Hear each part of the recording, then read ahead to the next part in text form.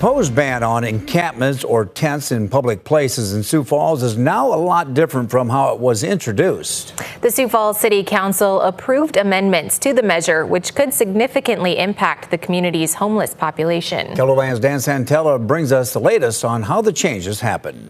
Sioux Falls City Council Chair Rich Mercoris told his fellow councilors and the public this week that homelessness was his motivation to serve on the council. This is a major reason why I wanted to participate, is to make sure that when we're making decisions for our community, we're considering those who oftentimes get forgotten. Democratic state lawmaker Caden Whitman of Sioux Falls has similar convictions. She was among the people who spoke out against the proposed ordinance last week. My goal was to show up at City Council, clearly state my opposition to it, and then follow up with what I think could be some guardrails that would be appropriate to incorporate in the ordinance.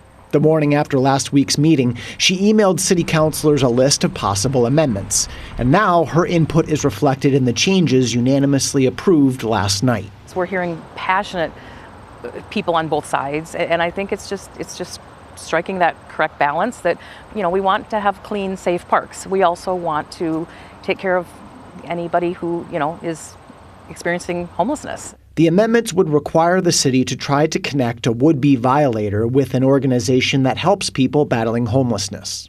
Another amendment would require at least a 24-hour delay before the city could remove a temporary dwelling. Finally, a third amendment would require the temporary storage of personal items that are taken. These amendments are really important because it codified process and system for how we enforce it. I was really nervous about just putting out a law and what could be done with it in the future. While I struggled with this ordinance from the beginning, the version that we have seen come forward with the amendments is one I believe our law enforcement can appropriately and responsibly use as a tool. In Sioux Falls, Dan Santella, KELOLAND News. Mercoris also told us that he spoke with city officials in Des Moines, Iowa and Spokane, Washington about how they address similar issues. The city council still has to approve the amended proposal at a third reading. It's scheduled to do that next Tuesday.